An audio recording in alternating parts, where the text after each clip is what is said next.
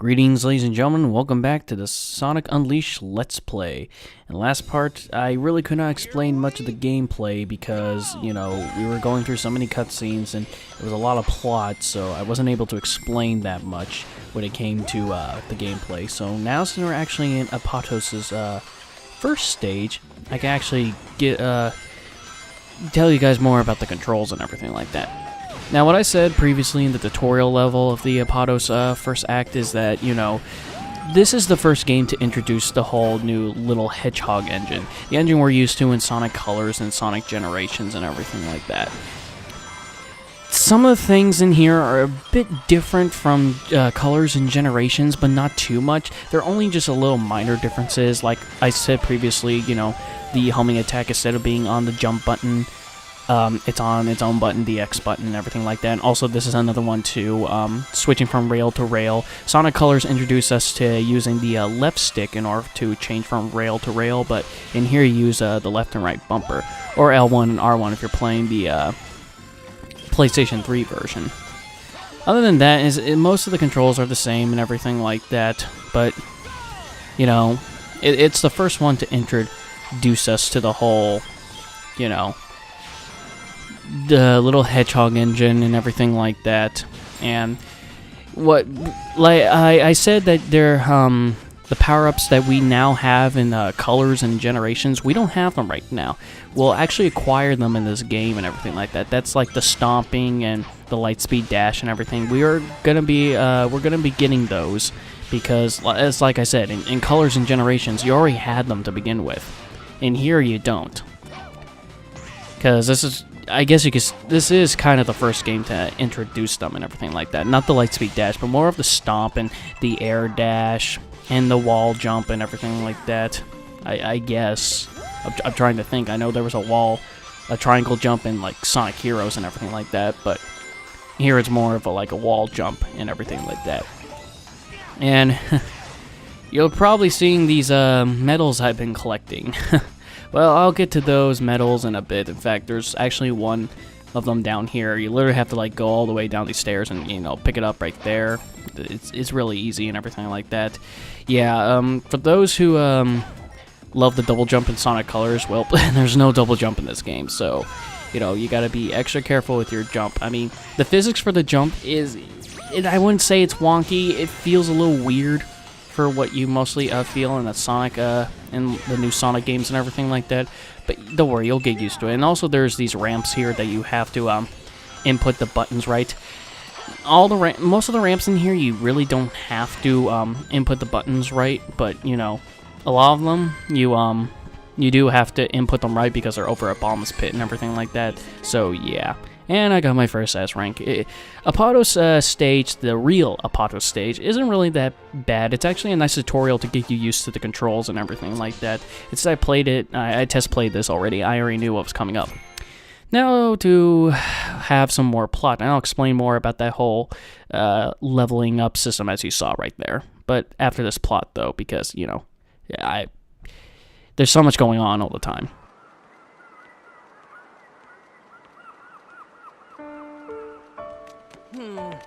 Still no luck finding anyone who knows me.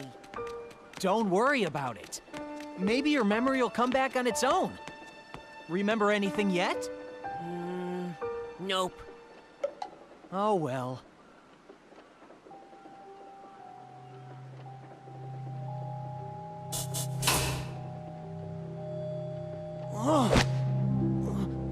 Sonic?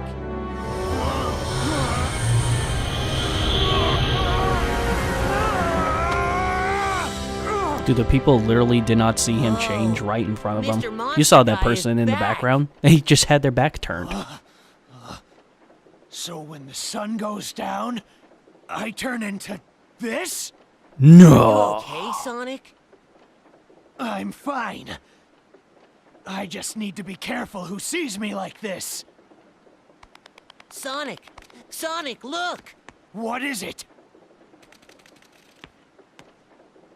Oh, it's hopeless! The whole planet is split apart! We're doomed! Oh. Mister? Oh. Hey, mister! Hey, don't cry. Ice cream. How about some more of this super tasty stuff? What good is ice cream at a time like this?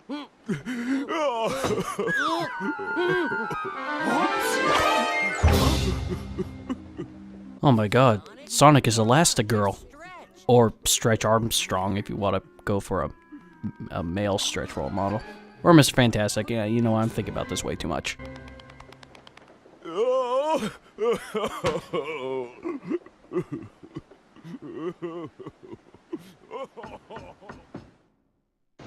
I guess they really had to establish what happens to Sonic during the nighttime, but folks, I didn't really get much into him because, like I said, last part had a humongous amount of cutscenes and plot.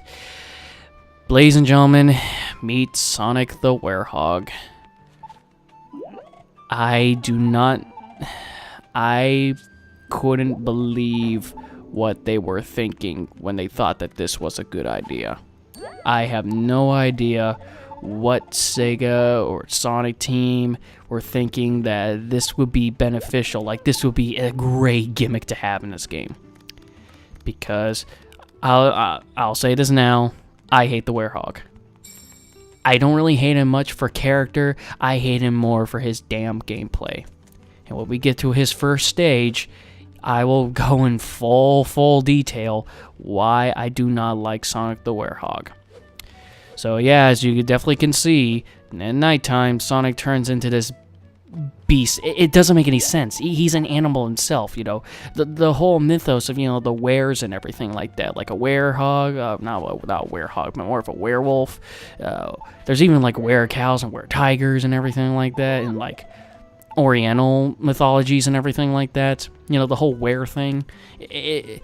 We're so used to it making sense, like a human turning into some sort of bloodthirsty animal creature and everything like that. But this is just, I don't know if it's a double entendre or double negative, whatever you want to call it. An animal turning into another animal. It's just, what? It doesn't make any sense whatsoever.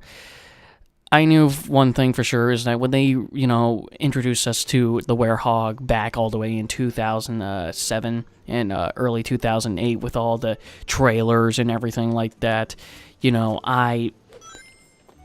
he left me with a really bad vibe. He left me with a bad taste in my mouth. I had a feeling that I wasn't going to like this whatsoever, because this, to me, has got to be probably maybe the second worst gimmick that Sonic has ever had before. I don't know what's worse, this one or Sonic having a sword in Black Knight, but either way, I just, why did they think this was a good idea? Why did they think this was such a great idea? Do they really think that this was a gimmick that everybody was going to love? I mean, I'm all for gimmicks and everything like that, but this is so forced. And I'm going more into detail about it, you know, when we actually get to a stage. Right now, we're going to endure more plot. Yep, gotta love that tasty plot. Hey! Settle down, guys! Come on! Help!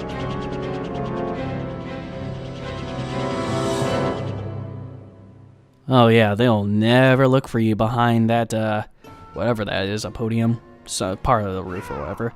But ladies and gentlemen, welcome to Apotos Night Stage. It's pretty much the tutorial level for Sonic the Werehog.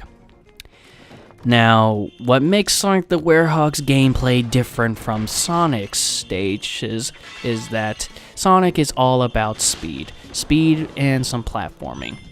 Sonic the Werehog is the complete opposite. What is a defining feature in the Sonic the Hedgehog series for having speed, it is fucking tossed aside when it comes to Sonic the Werehog. As you can see, Sonic is not moving as fast as he should. In fact, the speed I'm going right now is actually, if you hold down the left trigger or the right trigger, you'll have Sonic run. So yeah, he has a run button. Can you believe that? Sonic has a run button. I mean, it's Sonic the Werehog. It's not really Sonic the Hedgehog. I mean, Sonic the Hedgehog actually has a run button in Lost Worlds, but that's a long time before we actually get into that game and everything like that because it's not even out. But just the one defining feature of Sonic, and they screwed it up so much in here. Did they really think that this was going to be a good idea? Because the whole gameplay of Sonic the Werehog is, as you're seeing right now, it's all about combat. I think I explained this in my Sonic 06 LP, you know, like, remember Sonic 06 with Shadow the Hedgehog? His gameplay is all about, you know, going through the levels and, you know, combat and everything like that. If you want to know monotonous combat levels, then you look no further, because Sonic the Werehog will provide you with that shit. I know what they were trying to go for. They were trying to go for a whole Kingdom Hearts and Devil May Cry-esque type of gameplay, but in here, it just doesn't work. Especially for a character like Sonic the Hedgehog, like I said, whose defining features are speed, it's just thrown out the window with this shit. Because when they showed the trailer of Sonic Unleashed a long time ago, I had a feeling that when I saw the Werehog, thinking there's going to be probably some sort of combat involved with his gameplay. And the more I waited, and the more trailers they showed in the future, I was completely 100% right. It was all just emphasis on combat, and it's really, really annoying. I mean, with Sonic, well, actually more with Devil May Cry and with Kingdom Hearts, it's more fast-paced. It's executed better than this. This is so slow and clunky. It just, you really want to tear your hair out. Like with Sonic, but one of the things that really pisses me off about these stages and everything like that is the duration. These stages last for a long, long time. I am not kidding. You will literally stay in Sonic Werehog stages for at least about 15 to 20 minutes. If you're one of those people who will actually go out and go looking for certain items and everything like that. If you don't give a crap, then, you know, it will probably take you about still 15 minutes, and still that's way too much for a Sonic stage. It's just so unheard of. And if you're one of those people who are not used to this type of gameplay and have no idea where to go, you'll most likely be in here for 25 to 30 minutes. Did they seriously think that staying this long in a stage was fun? Did they really think that it was a great idea? Because seriously, that's why I play with minimal error, because there's Sonic Werehog stages, they're just too long, and they expect you to play a lot of them too. Most of your gameplay time will actually be in the Sonic Werehog stages. I mean, some daytime Sonic stages could take you a while too and everything like that. Like, I know that Spagonia, which is another level we'll get to later, it's about a 6 minute to 7 minute stage, but the difference between the Werehog stages and that is that the daytime stages are actually fun. You're doing a defining feature for Sonic. This doesn't work. It really doesn't. But I've ranted so much. I'll go on more of why I hate the Werehog, but you know, I don't hate him as a character, I just hate his damn gameplay. But let me just go more about the controls, because I should seriously do that. I should have done that like at the very beginning, but I'm sorry. I mean, when you just go off a rant of how much you don't like a certain gameplay mechanic, I can go on forever and ever just explaining the reasons why I don't like the Werehog whatsoever. But like I said, the gameplay is kind of like a Kingdom Hearts Devil May Cry-esque type of gameplay, or Bayonetta for those who, you know, played Bayonetta, because, well, I guess it's relatable since Sega did publish it. The X button allows you to do some fast-paced attacks, while Y button allows you to do strong attacks. Very simple. And if you input certain button combinations and everything like that, you'll get different combos and everything like that. In here, you don't have all the combos. That's pretty much what the experience bars at the very end that you've been seeing after I beat every single stage is all about. And, you know, once we get to the experience bar again, because I'm going to be doing a lot of leveling up in this level, because, you know, as you can see on the stage, there's these yellow diamond-shaped items those are experience points. You know, if you collect them, you know, your experience bar goes up and everything like that. And with that experience bar, you could add to a certain attribute of regular Sonic the Hedgehog or Sonic the Werehog, and level up, you know, like I said, certain attributes. Well, once we finish the stage, I'll get more into that and everything like that. So, you know, with putting different button combinations, you'll have certain combos, but, you know, you have to unlock them, which is a pain in the ass. It's not really too much of a pain in the ass, but there's so many combos that you have to level up so much of that combat attribute. It's ridiculous and everything like that. And the combos, some are very useful, while some are just completely pointless. It's just like you think they would do more damage, but no, there's a reason for doing more damage and everything like that. And, you know, A is the jump, and if you press the A button again, you get a double jump and everything like that. And with the B button, you're able to pick up items, and you're able to pick up enemies too, but there are some points where you have to rapidly tap the B button or to pick them up whatsoever. And, you know, it's usually your pickup button and everything like that. And as you can see, you know, with enemies, they have health bars, so yeah. Great. I love enemies with health bars. That's the one thing I hated about Sonic Heroes, that introduced damn enemies with health bars. It's just ridiculous what they did. And I'm glad that now in future Sonic games they got rid of that. I'm so used to, you know, Sonic just hopping on enemies once and there you go, they're dead. Why do we need a life bar? Do we really have to stretch out the fight that long? It makes it monotonous. It makes it bullshit. I just don't understand why.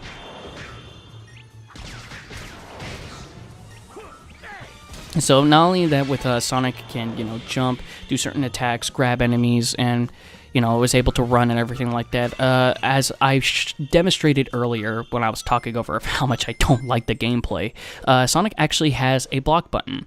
By pressing the LB button, Sonic's able to block. As you can see by those little, I guess you can call them blue ovals at the top of the Unleash bar next to my life bar and everything like that, that is your shield meter and everything like that. Depending on how strong the enemies are, they'll destroy more of your shield meter and everything like that. And then once it's gone, you know, you can't use the shield whatsoever. It's really stupid. You should be able to block without some sort of damn meter. I mean, seriously. What was the point of it? It did not really make any sense. It was a stupid idea. It really was a stupid idea. And, you know, while blocking, you could actually do this little dodge roll. If you hold down the LB button and press the A button in the directional stick in any way, you'll be able to do this dodge roll. To tell you the truth, the first time I actually played this game, I didn't even know I had a block button. And I didn't even know I even had that dodge roll. I am 100% serious. I'm not bragging or anything like that, like saying, haha, I beat the game without blocking, hehehehe. But seriously, I had no idea that I had that. I think Chip says it in one of the question mark bubbles that you pass by and everything like that. He'll say something about, hey, Sonic, you know, you could block and do this dodge roll and everything like that. But, God, ever since freaking Omochao, I've hated those things so much, because when you play a game as much as I have, you know the controls and everything like that, but they still have it in there, and when you knock into it, it's like, hey, did you know you could do this and everything like that? It's just so annoying. So yeah, I think Chip tells you about that and everything like that. He tells you a lot about your controls in this first nighttime level that you go with. But it's just, I did not know about it whatsoever. It wasn't until about the very end of the game that I realized, oh shit, I actually had a shield button. Fancy that. And I didn't even need it. Because the combat in here isn't really that tough.